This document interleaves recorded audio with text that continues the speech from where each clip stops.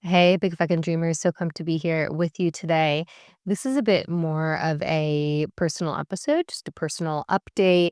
It's been a little while since I've done one of those, and I am celebrating two milestones. So, one is I turned 35 this past week, a few weeks ago, maybe. And another one is I turned 8 years sober. So, in the sobriety community, in the 12-step community, we celebrate these like birthdays. It's a pretty big deal. That's kind of my real birthday. They're 2 days apart. I got sober on my 27th birthday or 2 days after my 27th birthday. You can just imagine how fun that birthday was. Being sober is probably it's the thing that I'm most proud of in my life. It's definitely one of the hardest things that I've done. Being sober for an extended period of time and being in a healthy, functional relationship with a really beautiful, available man, like those are without a doubt my biggest sources of pride in life and probably the things that I know that if I lost, like they're the kind of the things that I stand the most to lose in life. And like if I didn't have my sobriety, I don't think I would have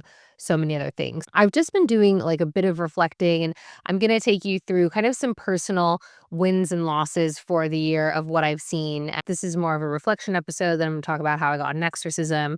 That was pretty fucking wild. I can't wait to share that with you. This year, I would say, like looking back, probably the biggest thing that I did was looking at my relationship with success, looking at my relationship with worthiness.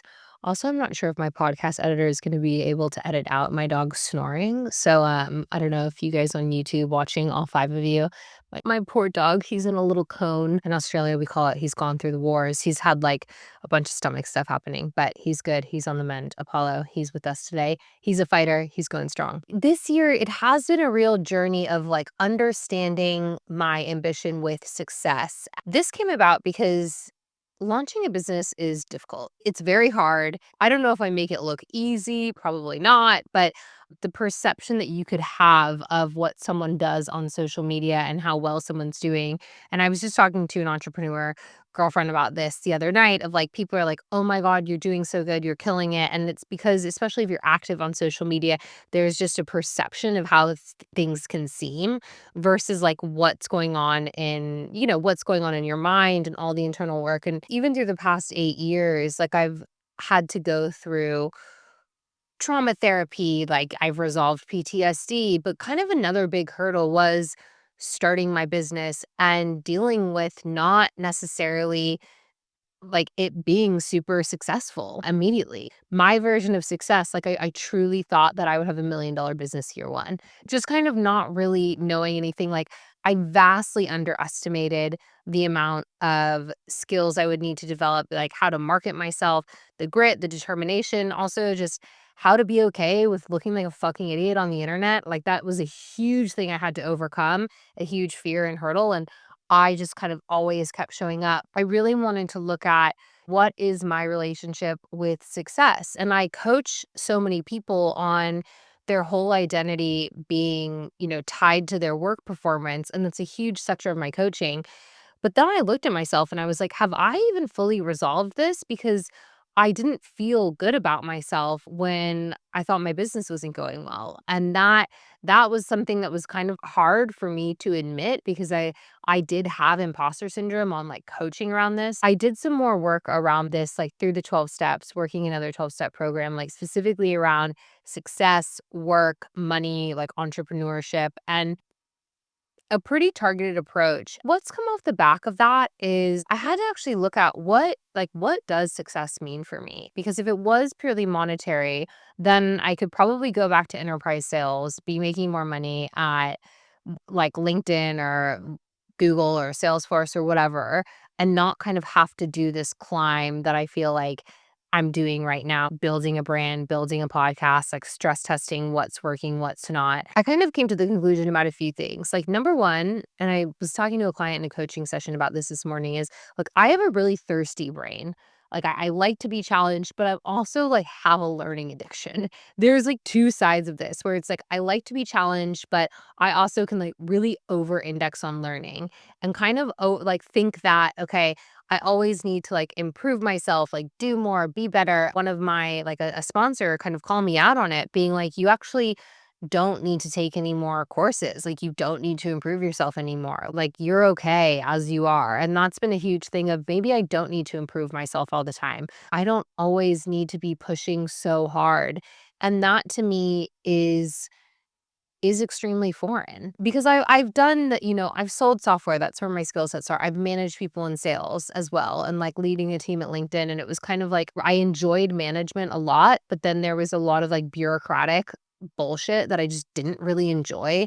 And it was like how much of my time is actually spent influencing people, developing people. And for me, that wasn't enough. So it's kind of like if my metric of success is like just monetary, this probably isn't the biggest path to it. But there's also kind of looking at, well, if I go into L&D at a corporate environment, I'm pretty capped in terms of my earnings, like versus if I'm in entrepreneurship, I'm also not capped. So there was kind of this trade-off of, okay, what's today versus what could be, and the analysis of that. In looking at my version of success, I was like, what is it that I want to be talking about all day long? Do I actually think that what I'm talking about matters?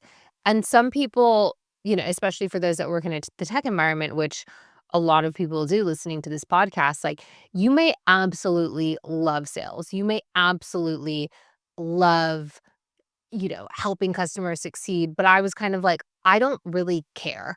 Like, this isn't something that I like care about. This isn't something that I love sales. I love the sales process. Like, that I think is quite fun. But intrinsically, what I'm selling when I was working in tech wasn't something I was super passionate about. And then kind of realizing now, like, okay, am I super passionate about what I'm selling? And the answer was yes. I'm very passionate about what I'm selling. Like, I'm also like, a lot of times it's like people don't know what I'm about to do a values episode next, but it's like people don't know what their values are. They don't know what they're searching for.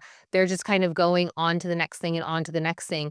And what I fundamentally do is help people clarify what it is they want for their life. And it's so cool because I also love this stuff. Like, this is what I'm reading all day long. This is what I'm listening to. I'm genuinely interested in personal transformation. Do I think people can change? Absolutely. Because, I was like in active alcoholism and now I'm like, I'm not. And I'm a very functional human being, which kind of leads me back to celebrating 8 years of sobriety. So, when I looked at what my versions of success were and like what that actually looked like to me, a lot of it was like, okay, there is a monetary value. There is a certain threshold which I need to be making in order to feel okay and comfortable to live in the area that I want to live in, thinking about starting to have children. Like there is a threshold for that and that has to be acknowledged. So yes, this is what I need, but also what do I want to be talking about all day long? Like what do I actually want to be doing with my time. So there was that component as well. A lot of success is like creative work and actually working on my fiction writing. Like having done so many courses in having like in novel writing, having gotten a master's in creative writing. I have a bachelor's in English literature. I also studied Spanish literature in Spain. Although I didn't really speak Spanish, so it was, like, very hard studying Spanish literature, so that's kind of, like, a whole other thing. Like, I have spent a lot of time, effort, and energy, and money investing in writing and realizing that I do want to live a creative life. I want my life to be reflective of that, and that's what I really wanna be doing. There have been a lot of trade-offs that I've made in leaving corporate to start my own business, but are those trade-offs worth it? And, like, it was like a resounding yes. They are 100% worth it because I really love what I'm doing. The first module of my course, Life and Work Transformation, we do something called Ideal Life, where we take everyone through meditation. We look at what your ideal life, like what you want your ideal life to look like. And then kind of the whole course is building a map from there. And when I look at what I want my ideal life, I recently redid the exercise and I have a lot of it. Like so much of it is already here. And I was on a call with someone, Andrea Bate. She's going to come on the podcast in a few weeks. I'm so excited. And she was talking about a friend who married into like a very wealthy English family. She's got like an estate now. She runs like a theater company and she was like a former sales rep at a tech company. Andrea, my friend, was saying, like, what would you do if you had this kind of like fuck off money? Like, would you be doing the same thing? And I was like, actually, even if I had unlimited funds, I don't think anything about my life would change. Like, I would still be working on my novel. I would still be doing my coaching practice. Like, I need that kind of desire and urge. That was a really great reflection that happened to me this year. Also, like, some other big things, obviously getting engaged, I've spoken about that a lot. I think it was in the New Year's reflection episode. On the business front, like, we recently went through a rebrand lately where you can check out the whole new website. And that was like a whole redefining as well of what is it that I actually do? Who am I in the market? And that's been really fun because I've also launched the B2B side of the business, which is like all around grit and developing a grit mindset. And as I was developing that, I was looking at, okay, what have I actually overcome here? Because I didn't want to go into the workplace talking about burnout, like talking about high performance. Like I was kind of like, something doesn't really feel right here. But then when I went into it, it was like what I really care about and who I am is really gritty. In order to be gritty, it's like it's courage. It's like not giving up in times of stress. It's like keeping on persisting. And that I felt like this encapsulates me and this is what I want to bring to the world in a corporate environment. There's like a lot of things that happen in my group coaching program that aren't appropriate for a corporate environment. The work there is very deep. It's like people get very personal. You shouldn't really be bringing that stuff to work. But I wanted to bring these principles to the workplace. So that was a whole huge project. I'm still kind of building that offer and that model. I have a few presentations coming up, a few workshops coming up with LinkedIn, which I'm really excited about. That has been in the evolution of who I am. Like, what message do I want to say to the world? Well, I also looked at my wins, like, another thing was getting my colors done. So, Marina, if you're listening to this, me and my client, Marina, she's a very good friend of mine as well, we went to, like, a Korean color analysis. So, if you haven't heard of getting your colors analyzed, you basically look at look at what colors look really good against your skin, what makes you look brighter. There was probably a year where I just felt like I was like a little ugly fucking gremlin and I just like wasn't really dressing well. I was like working from home, my hair wasn't great and I was just like I just don't look good and I don't feel good. So how can I change this? So I decided to do a color analysis. Marina and I went, if you think I look really great right now and you're watching on YouTube, that's because I'm wearing my colors, which is basically, my colors are an Easter egg, which kind of ruined my life, but that's okay. What they do is they kind of cape you in white and they pull your hair back in like a little hairnet so you look really ugly. And they tell you to wear no makeup. They like put colors against your skin and they're like, okay, notice like what makes you look brighter. Notice what brings more shadows in. So black, which was the majority of my wardrobe, really like I could visibly see like I had under eye circles. You could see the shadows in your chin. It was like black looks terrible on you. The colors that look really good on you are kind of like stone blues, like I'm wearing right now, grays, stark white, kind of like a green, purple, pink, no colors that I had in my wardrobe. So I went out, I've got my colors, I've got a whole glow up. I look fabulous. Everyone was like, "Oh my God." Like people have been commenting lately. Like I dyed my hair as well to be more in my color palette. And typically I was always wearing like golden. Like I was always wearing golden eyeshadow. I was always wearing gold jewelry. My engagement ring's gold. But actually it said that in the color analysis, it said that silver was the best thing on me. So it was like basically everything that I wear are the things that look the worst on me. Like that's kind of what I came away with. So I would say though, hot tip for this, doing a color analysis is great when you're about to go shopping. But if you're not about to go shopping, then you're just gonna wanna go shopping after and think that a bunch of colors look really bad on you that you have in your wardrobe. So hot take on that. Wait until you want to burn some cash. I also read a ton of fantasy novels this year. I started reading the Robin Hobb novels. I'm in the last series of this. So if you like ACOTAR and if you like Harry Potter and you're looking for fantasy, this definitely is not as sexy. This isn't like fairy smut, but this is kind of like pure fantasy. There's dragons, there's like a priest pirate. Like I just loved some of these characters, like really beautiful character development. So I think there's like 18 books in this series. So if you want a really needy series, then I would do that. Like I said, I'm a trained writer. I'm also like trained in literary fiction. And I just decided like I don't want to read literary fiction right now. Like I want to read fantasy. And that's another thing. I'm just actually owning what I like, owning who I am, owning what feels really good to me. I'm just with what feels really joyous. Like I'm not doing anything productive by reading fantasy, but it's what I want to be doing. So really like leaning into that and not shaming myself and not saying like, oh, I need to be reading more personal development books. It's like, no, I work really hard. I want to do things for fun. So those are the things that went really well. The things that kind of didn't go well this year as I was reflecting is that My novel, like, I've been working on fiction novel for, I think, 4 years now, 4 or 5 years, and it's still not complete. And at the beginning of the year, I was like, "Okay, what has to change here to complete this?" Basically, like, I love learning, I love taking certifications, I love taking courses, but kind of also the realization that I'm planning a wedding, I'm running a business. Like, if I actually want to get serious about my novel, I have to take more things off my plate. So there was a, like, very considered decision of, okay, I'm not going to, like, get any further education this next year, like, all that time is going to be spent to my novel, and then also, like, I need to go away a bit more. So I went away to a tiny home this week, out in the bush, on a farm. It was absolutely magical, and I just worked on my novel, ate a bunch of oatmeal and bananas, like, there were, like, cows all along the tiny home. It was amazing, and it was this dedicated time that I had to my creativity. So and that's what I realized I actually need. It's just really hard to fit in that creative work when I'm, like, trying to juggle so many different things. So I've got another week off in June. I was going to do a coaching certification then, but I've decided that I'm actually gonna take that time to work on my novel, take, like, 4 or 5 days, and then I think I should be finished with it to send it off to a structural editor, which is very exciting.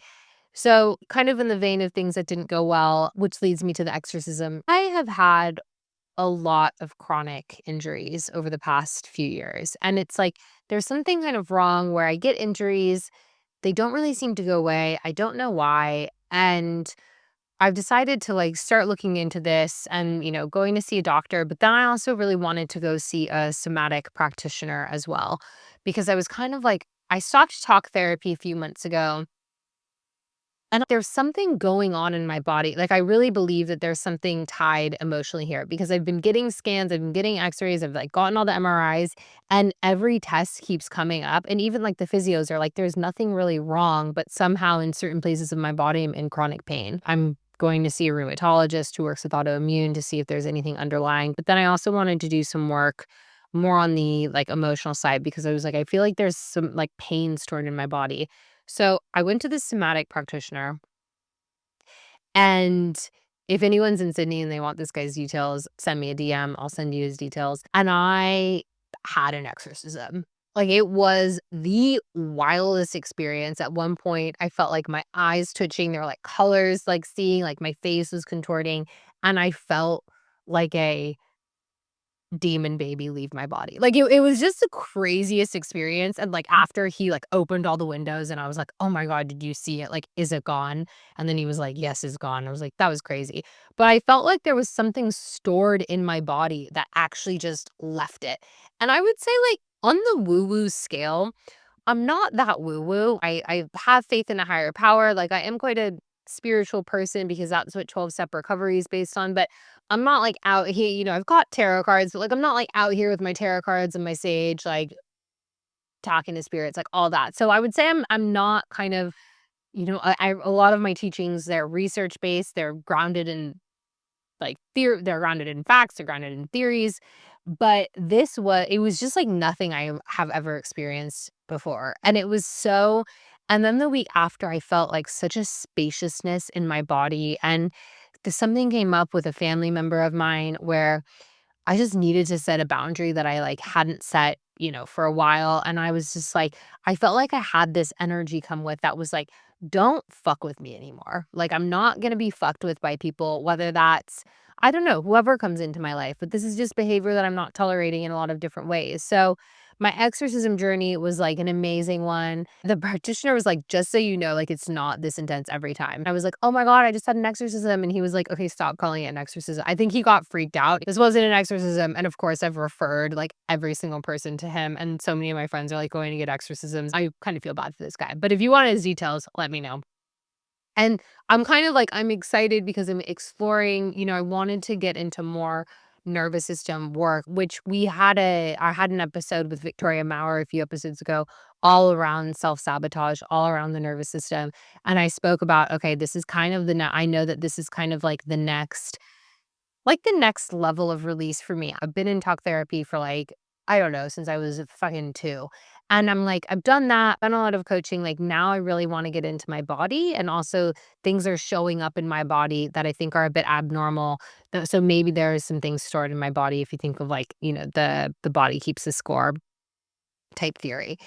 So this is me. This was a little bit of, personal episode. I kind of like I planned it out, but I feel like this is a little bit more rambly than my usual structure. But leave a YouTube comment if you got something from this. Leave a Spotify comment. Also, if you see my poor little puppy, he just like looked up. He's so cute, but he's got a little bandage on. Oh, his little gem, little Apollo. All right, big fucking dreamers. It was so great to be here with you today. Send this to a friend, and I will see you in a few weeks.